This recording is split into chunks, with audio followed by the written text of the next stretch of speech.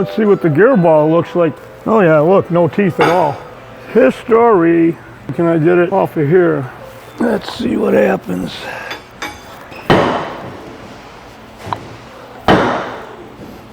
Phew-wee.